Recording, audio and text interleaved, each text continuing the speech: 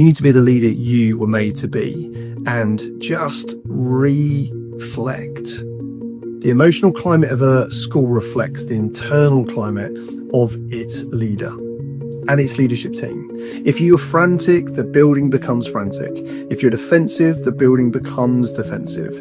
If you are clear, steady, measured, the building follows. And by that, I mean the students. This is not about pretending everything is fine, but it is about modeling regulation. Strong leadership is not loud. It is consistently steady. This is Headship After Hours, the space for conversations school leaders rarely get to have during the day. Not the polished answers, not the official lines, just honest reflection on the weight of leadership, the things that keep you awake, and how to lead without losing yourself in the process. If headship has felt heavier than you expected, then you're in the right place. I'm Paul Collin. Let's talk. Today, I want to tell you a story, not a dramatic one, not an Ofsted turnaround story, not a headline story, just a quieter one. About a head teacher who didn't change the school overnight, but changed the atmosphere. And once the atmosphere changed, everything else began to move forward. I remember walking into this school on I think it was a grey Tuesday morning. Nothing was technically wrong. Data was stable. Policies were in place. Staff were working, really hard.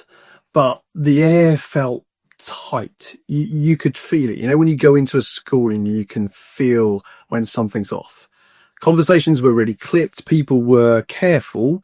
There was low-level tension in the rooms that had nothing to do with behaviour. And the head was exhausted, not visibly falling apart, but tired in a way that comes from carrying everything alone, like we've already talked about in previous episodes. When we sat down, I asked one simple question.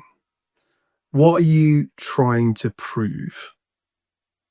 And at that point, there was a long pause, because often that's what leadership becomes, proving you're competent, proving you deserve the role, proving that you can hold it all, and proving that you're not exhausted.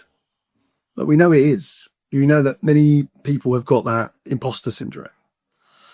And over the next few months, this head teacher did 3 things, none of them dramatic, but all of them powerful. The first thing they did was stop being the hero. The first shift was really subtle. They stopped solving everything themselves. Instead of answering every question, they started asking, what do you think we should do? Who else needs to be in this conversation? What decisions would you make? It slowed things down. Not dramatically, but slightly. But it fundamentally changed things. Staff stopped looking upwards for rescue, and they started stepping forward with ownership. Authority didn't diminish, it was just redistributed, and the head became lighter. The second thing they did was they made clarity with culture. The second they changed clarity, every Monday morning briefing began with 3 sentences. Here's what matters most this week. Here is what can wait, and here's what I need your help with. No waffle, no nonsense, no last-minute curveballs unless absolutely necessary. Within weeks, anxiety dropped because uncertainty drains energy. Clarity restores it. Hope in schools is not created through slogans. It's created through predictable, sustainable, consistent leadership. And the third, they protected energy, not just time.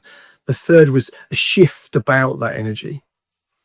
This head realized something really important. It was not time that was killing them. It was the decision fatigue. So they reduced unnecessary decisions. They themed days, they shortened messages and meetings, they delegated routine approvals, they created thinking space. Within a term, their posture changed, not metaphorically, but literally physically. You could see it in the leader. They look steadier.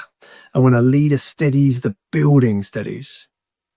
What I loved about this story, what I genuinely still love about it today, is it wasn't anything revolutionary that was happening. No new initiative, no new structure, no dramatic speech, just small leadership recalibrations.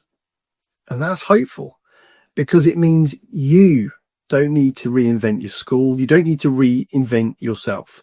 You need to be the leader you were made to be and just reflect. Now, here's the authority piece, and I want to make this really clear. Atmosphere is a leadership decision, not entirely, but significantly.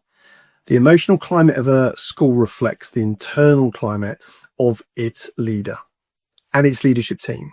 If you're frantic, the building becomes frantic. If you're defensive, the building becomes defensive. If you are clear, steady, measured, the building follows. And by that, I mean the students. This is not about pretending everything is fine, but it is about modeling regulation. Strong leadership is not loud. It is consistently steady. If you're listening today and think, I want that shift, let's start here. Stop trying to be a hero. Increase clarity, protect energy, reflect on consistency. You don't need to be dramatic turnaround in 30 seconds. The plan is a plan. Be consistent with your leadership habits. Hope in school is rarely built in a single moment. It's built in repeated steadiness. And steadiness is within your control. You're allowed to lead confidently. You're allowed to adjust the model.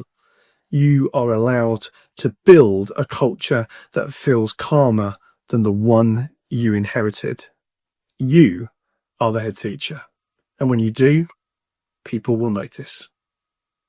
Not because you announce it, not because there's some sort of seismic atmosphere change, but the atmosphere will change over time. If something in this episode resonates and sits with you, then just sit with it for a moment, because we know leadership is not meant to be carried in silence. If this conversation's helped you feel less alone, then that matters. This is Headship After Hours. We'll keep talking and stay connected.